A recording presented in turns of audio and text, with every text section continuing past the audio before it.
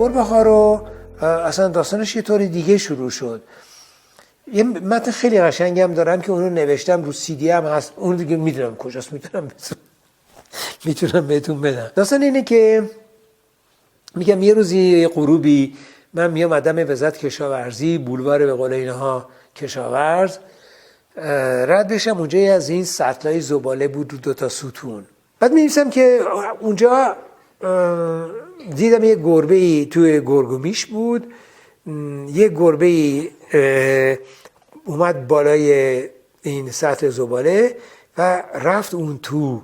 میگم اونجا بر مبنای احساس فضول عکاس آبانه وایسادم ببینم که باقی این جریان چی میشه. بعد یه مدتی دیدم که این گربه از اون تو زباله اومد، چی تو دهنش بود و فرار کرد، رفت به اصطلاح یه گوشه‌ای که اون شکم کارت خوردهش یه مرهمی بذاره.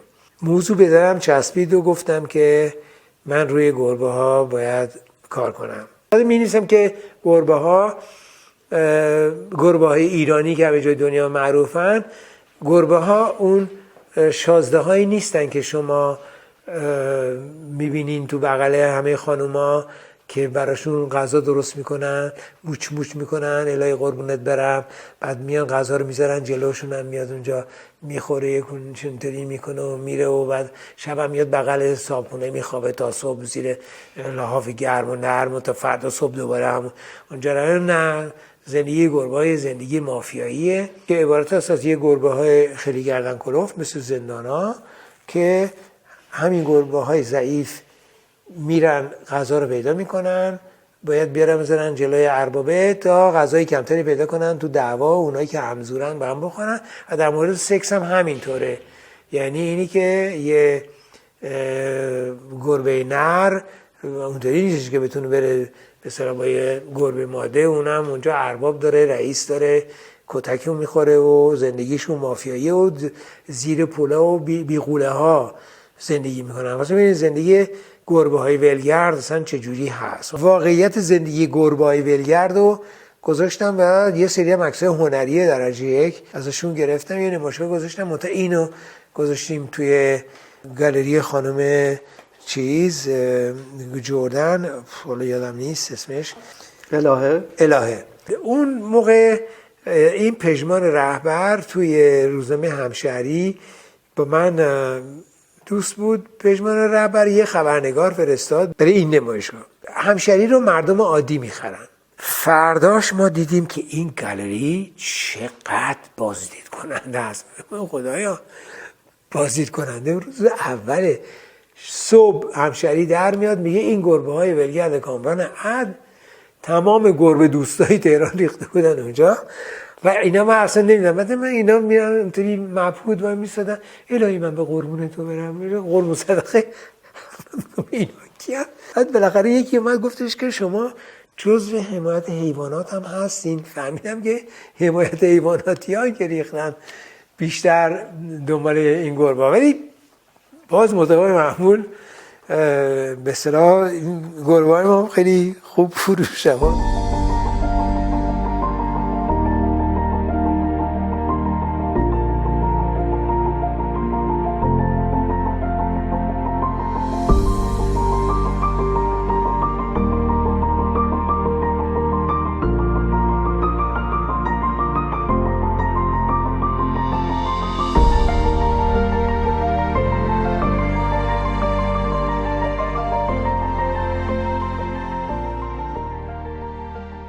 بعد گربه ها یه نمایشگاه داشتم درباره آفتاب ماه مرداد. چون داشتیم به مرداد وارد می شدیم، برمیگردم عقب، میگم وقتی که من اومدم ایران که زمستون بود، خب عکاسیمو میکردم و همیشه عادی بود و نورا خیلی خوب بود و تا اینی که رسیدیم به ماه مرداد، من دیدم که عکس‌ها دیگه یه طوری، این عکس‌ها مثل قدیم نیست. کسی نبود که من برم ازش بپرسم که چرا عکس ما اینطوری میشه. خودم بودم که واسه این مسئله رو حل میکردم و توی این موضوع همینطور مونده بودم تا اینی که یه روزی که دوره تلویزیونه که من دارم برای دفتر فنی قسمت معماری تلویزیون عکاسی میکنم، اونجا متوجه شدم که تو نقشه ها تمام نورایی که اینا تو نقشه ها میدن 45 درجه است. بعد متوجه شدم ما اصلا دیگه 45 درجه ما اینجا نور نداریم.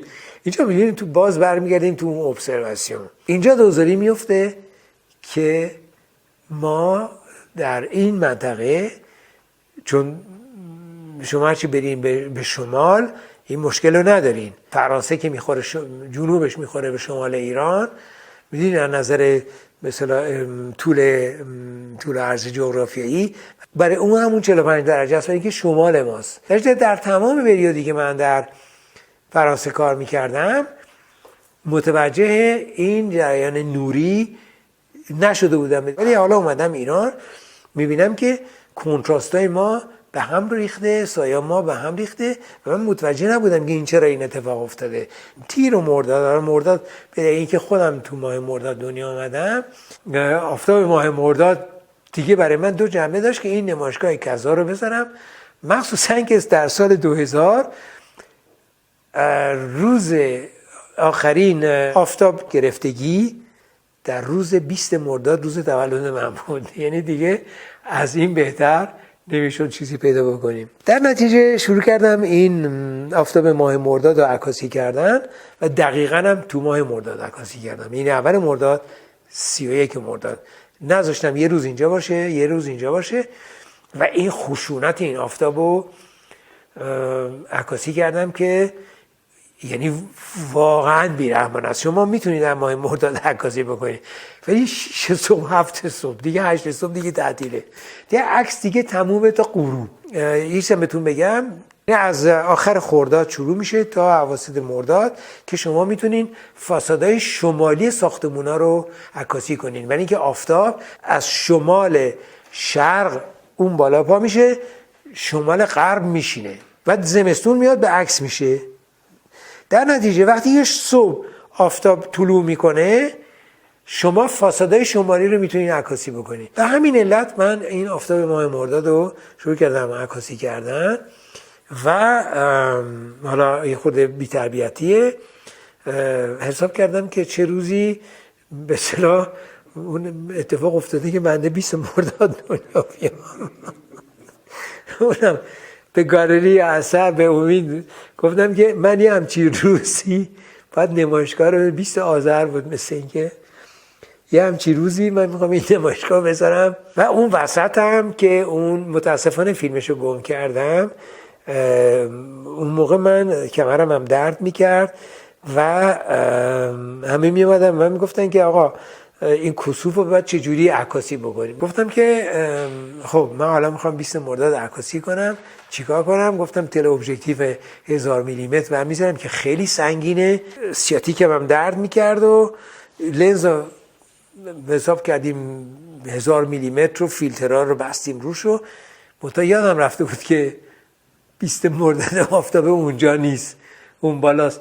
اومدم بیرون دیدم وای من چجوری این عکس اون بالا بگیرم، نمیدونی با چه درد و بدبختی من این لنز کشیدم بالا و این آفتاب ماه مردادم اونجا عکاسی کردم که متاسفانه فیلماش گم شد ولی 3 تا عکس اصلیش روی چیز دارمشون.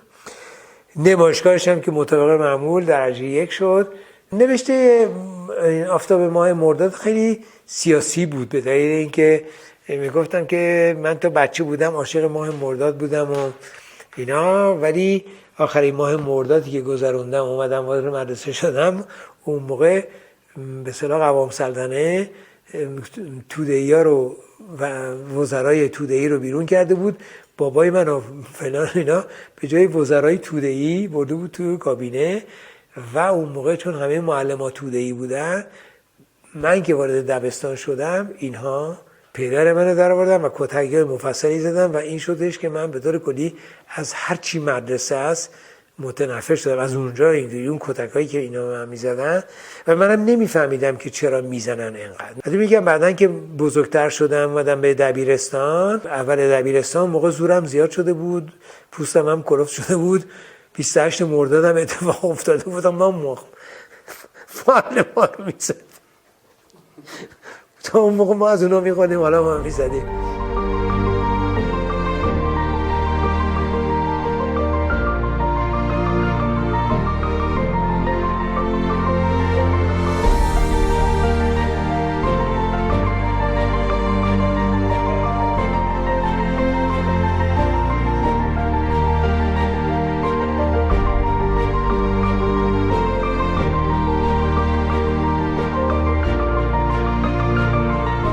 از آفتاب ماه مرداد باغ ایرانی، اونجا باغ ایرانی داستانش خیلی طولانیه. باغ ایرانی 2 تا اتفاق بود واسه من. در موزه هنرهای معاصر اینها به فکر میفتن که یه نمایشگاه باغ ایرانی بذارن. دبیرش میشه خانم جواهری. این به من تلفن میکنه میگه که بیا موزه هنرهای معاصر. رفتم اونجا و گفتم که چیه؟ گفتش که ما داریم این نمایشگاه باغ ایرانی میذاریم و 9 تا گالری رو داریم میدیم، به هر کدومشو میدیم به یه معمار بزرگ و اون ماکت و اینجور چیزا میذاره. دور تا دور گالری هم عکسای اون باغو میذاریم. گفتم فریار من این کارو میکنم ولی تمام باغا رو خودم میخوام بگیرم، هوو و رفیق و شریک نمیخوام. گفت نه ما نمیم چیم و فلانیم، اون بعد اونطوری بشه اینه اون بعد. گفتم که نمیخوام، من اینطوری باتون کار نمیکنم. رفتم دنبال کارم و به هیچ کس هم توجهی نکردم و تا اینکه یه روزی اینا دوباره زنگ زدن که بیاین اینجا. رفتم و گفتش که حالا تو اونو نمیشه چجوری اجرا بکنی؟ اینا گفتم نه من تنه درخت نمیخوام بذارم، ریشه درخت میخوام بذارم. ریشه که جونور داره نه فلان داره. آقا ریشه کجا جونور داره؟ نداره فلان و بیسار رو. در نهایت اینا قبول کردن که من این اینستالیشن ریشه های درخت باغ ایرانی رو تو اون گالری بذارم. قراردادشم امضا کردم که پول بدن، چون ما این ریشه ها رو باید میرفتیم از شهریار میخریدیم، از شهرداری، چون اونا ماشاءالله شهرداری ها خوب درخت میندازن، ریشه ها رو بکنیم بیاریم. در اون پریود موزه با من خیلی خوب بود. یعنی سمیع آذر گفته بود که بیا مثلا نقد داخلی بکنیم برای اینکه کارا خوب بشه، به روزنامه ها نکشیم شلوغ نشه، تو داخل خودمون نقد کنیم و درست کنیم و فلان. اینجا که من اینو گفتم یه خانم اونجا منشی بود به اسم خانم فروغی گفت شما اینو به رضا که رئیس چیچی هنری موزه بود، رضا نامی، به این بگین. نامی هم اومد و گوش کرد و هفته پیش بعدش که من اومدم پول بگیرم گالری 3 منو دادن به شیرین نشاط که منو عود کنن که کردم. ما اومدیم و جای شما خالی نباشه یه مقاله نوشتم تو ایمیل زدم به همه. تو این حیث و بیس آقای بهشتی میراث گفتش که کامران بیا اینو برای میراث فرهنگی این باغ ایرانی رو، چون قرار بود که 3 تا نمایشگاه بشه. یه نمایشگاه اونی که قرار بود دفتر فنی ها بکنن رفت تو کاخ نیاوران خود میراث کرد، یکی من کردم تو کاخ سعدآباد، اونا همونو کردن توی موزه. یعنی هنرمند در واقع باغ ایرانی رو یه طور دیگه ای میبینه، یعنی ابژکتیو میبینه نه سوبژکتیو که آقای شهردار میخواد یا آقای گالری دار میخواد. تمام آثاری که میره تو موزه آثار کریتیک بدجوره. اینا هم دیگه تخمو گذاشته بودن، جوجه وایسی در می آمد، نه راه پیش داشتن نه راه پس داشتن.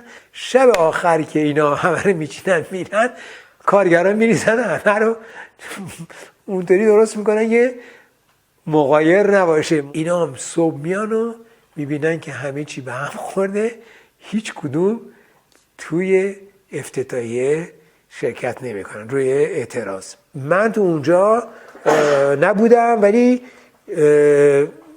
نوشته هم رفت و آبروریزی شد و نمایشگاه اون نشد که اینا آرزوشون بود. یعنی من اومدم نمایشگاهمو درست کردم، این درخت‌ها رو هر کدوم یعنی 3 تن 4 تن 10 تن از شهریار اینا رو با کامیون اصلا فیلم برداری کردیم، عکس برداری کردیم، اومدیم اینا رو تو باغ سعدآباد چیدیم. ریشه های انواعی که اینقدر، یعنی از قد آدم گنده تر. 1-2 روز مونده به افتتاحیه، شب عیدم میخواستیم افتتاح بکنیم. یه خانمی هم بود که اونجا از من فیلم برداری میکرد روی این باغ ایرانی. دیدم یهو 7-8 تا خانم اومدن همینطور فوش میدن، داد میزنن، دستا اینطوری. من به این خانمه گفتم که برو ببین اینا چی میگن. رفت و گفته بوده که چیه خانم شما داد میزنین؟ خجالت نمیکشین؟ درخت‌ها رو میبرین؟ درخت‌ها رو ریشه‌هاشو میزنین اینجا؟ ایده ما این بودش که در این ریشه‌ها رو چیده بودیم 2 تا از این درخت پلاستیکی‌ها گذاشته بودیم وسط اینا که روشن خاموش میشد تا قرمز و زرد. اینا اومده بودن فوش میدادن به این درخت پلاستیکی‌ها، نمیدونستن که اینا اینستالیشنه که درخت‌ها رو بریدین، حالا جاش اینا رو میذارین و اینا. خانم اومد من گفت شاید اینا، گفتم آی وای دیدی ما اصلا عوضی رفتیم، خوب شد که اینا اومدن این داد بیداد کردن وگرنه برداشت عوضی میشد. اومدم شبونه فکر کردم چیکار کنیم، یه دونه دروازه با لوله آهنی درست کردم بزرگ و این تابلو رو گذاشتیم اونجا. باغ ایرانی، چیدمان کامران عدل، نام اثر پایان سخن، 3 تا نقطه و سرانجام فرهنگ و تمدن دبی بر آن قوم مستولی گشت و درختان خود را بریدند و از ریشه برکندند و به جای آن برد ساختند و جنگل‌های پلاستیکی احداث نمودند. کتاب پایان، بند پایان، جمله پایان. مردم وقتی که وارد چیز شدن، وارد سعدآباد می شدن، برافروخته عصبانی می آمدن و درخت‌ها رو که می دیدن و اینا رو که می دیدن هنوز نمی افتاد که موضوع چیه. بعد می آمدن این تابلو رو می خوندن، از همونجا شروع می کردن شعار دادن. منم با یه دوربین اطلاع ابژکتیو قوی اون ته نشسته بودم، همه ریاکشن های اینا رو از اون ته عکاسی می کردم. یک موفقیت خارق العاده ای شد که 3 روز بعدش تمام درختای پلاستیکی شهر تهران رو جمع کردن. نمایشگاه ما حدود 4 ماه بود، بعد 4 ماه زیرابش رو زدن جمع کردن و چون دیگه مایه آبروریزی بود، ولی برای من موفقیت بزرگی بود در مقابل اون نمایشگاه باغ ایرانی اونا اونجا. البته کتابش موند، ما چون کاتالوگی نداریم، اون یادگارش موند، ولی مال ما هم هنوز همه جا می‌نویسن باغ ایرانی و عکساش هم هست. ولی باغ ایرانی رو شما اگه بخواید به این توی اینترنت نگاه کنید، سانسور فیلتره. باغ ایرانی من فیلتره، نمیتونین برین ببینید.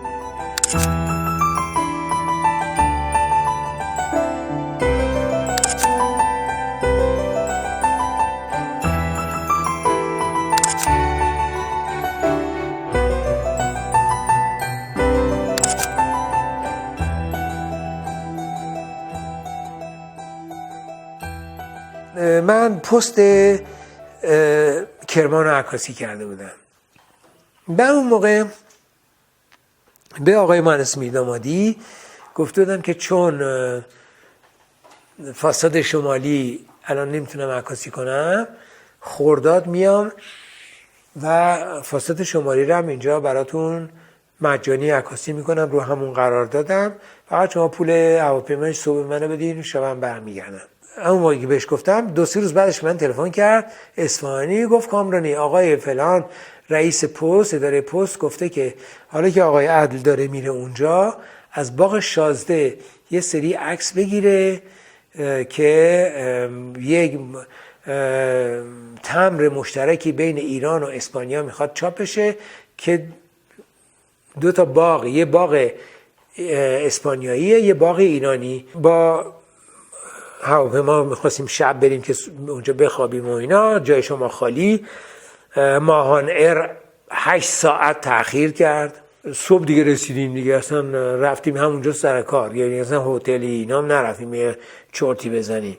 صبح ساعت 8-9 رفتم به همون حساب خودم که فاصد شمالی رو عکس بندازم، دیدم روی فاصد شمالی آفتاب نیست. ای بابا چرا اینطوری شده اینجا؟ تو کیف من یه دونه قطب‌نما همیشه هست بگه ببینم شمال کجاست، گذاشتم اینم ما هیچ جا من اشتباه نکردم، این شمالیه، این چرا آفتاب نیست؟ و دیدم هیچ چاره ای ندارم الا اینی که من صبر کنم تا این آفتاب بیاد. آفتاب ساعت 2:30 اومد. حالا من عکاسیمو کردم ولی موندم که چطوری میشه حساب من 8 صبح 2 اینجور در نمیاد، این باید اینجا باشه. و اصلا فکر این نکرده بودم که افق تهران با اینجا 650 کیلومتر فرق میکنه و من داشتم محاسباتم بر افق تهران بود و نه بر افق ماهان کرمان. ساعت 3 پریدم رفتم ساندویچ فروشی ها که پرن و اونجا غذا خوردم و ماشینم که در اختیار داشتم. و سیاست عکس برداری من بر مبنای همون نیست که الان بهتون گفتم که تا گرگومیش باغ شازده رو عکاسی بکنم که این چراغا و باغ شازده در یه تعادل درست حسابی باشه. میدونین از وقتی که آفتاب شروع میکنه به غروب کردن و تاریک شدن، زمانی که برای آدم عکاس میمونه 1:20 بیشتر نیست. تو این 1:20 من اقلا 20 دفعه از شمال جنوب این دویدم که از شمالم میگیرم جنوب، بعد برم بالا بیام پایین. فواره های باغ شازده یه روز در میون روشنه به خاطر آبیاری دهات اطراف. فرداشم بیام اینو عکاسی بکنم که با فواره باشه و که اونم خوشبختانه این دفعه چون آفتاب شمالی بود. میدونین که آفتاب وقتی که جنوب میزنه فاصد شمال نور نیست، ولی آب و فواره رو باید ضد نور عکاسی بکنی. چمن، گل، گیاه، درخت اینا همه باید ضد نور عکاسی بشه. سوژه من چیه؟ سوژه من گلای شمعدونی باغ شازده است، پر شمعدونیه و این فواره ها یعنی ضد نور اینجا بزرگترین کمک برای من کرد به اینکه بتونم عکسای روز درجه 1 هم بگیرم. حالا غیر از اونی که ایده اولی هم بود درباره غروب. این همونجا شما خالی ما اومدیم یه نمایشگاه گذاشتیم. البته عکس‌ها رو دادم و تمبرم چاپ شد. بعد اون شبی که تمبر چاپ میشد یعنی میامد تو بازار، ما یه نمایشگاه گذاشتیم گالری ماه که تمبرم بفروشیم. من برای اون یه مقاله نوشتم که چقدر خداوند من را دوست دارد. 2 دفعه من این متن رو نوشتم که چقدر خداوند من را دوست دارد. یه دفعه برای خود اون باغ ایرانی، یه دفعه برای این باغ ایرانی برای که من موفق شدم و این دفعه که من نه تنها عکسی که گرفتم داره میره روی تمبر و داره یه نمایشگاه درست میشه، 1 میلیون تومان هم دارم پول میگیرم. از این بهتر چی میشه؟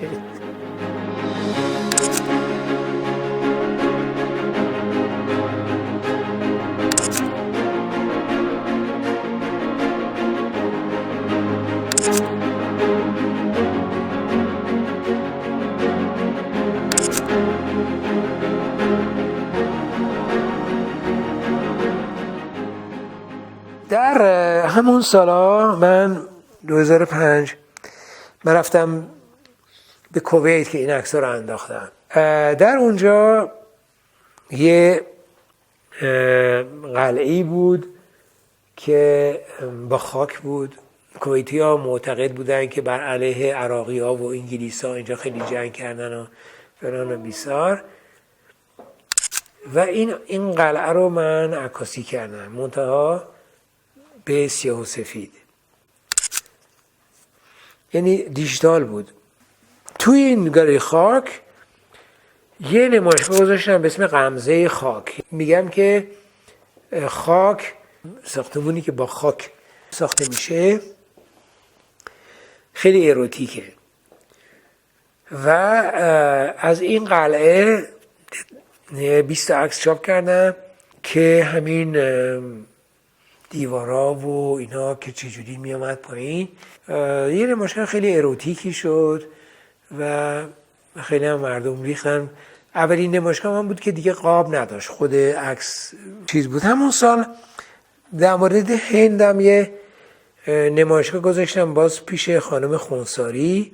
یه مسافرت من رفتم هند برای سال 2004 که برای آقاخان یه سری عکس بگیرم از هند برای کاربرد داخلی بنیاد آقاخان، عکسای مراسم مثلا برج قرمز، چیزای نادرشاه. یعنی تو اونا تونستم که یه مقدار عکسایی بگیرم که لحاظ تجسمی، هنر تجسمی وارد اون هیته به قول شما هنری میشد. ولی خب حالا چاره نداریم که این اسم رو هندم اون موقع گذاشتم.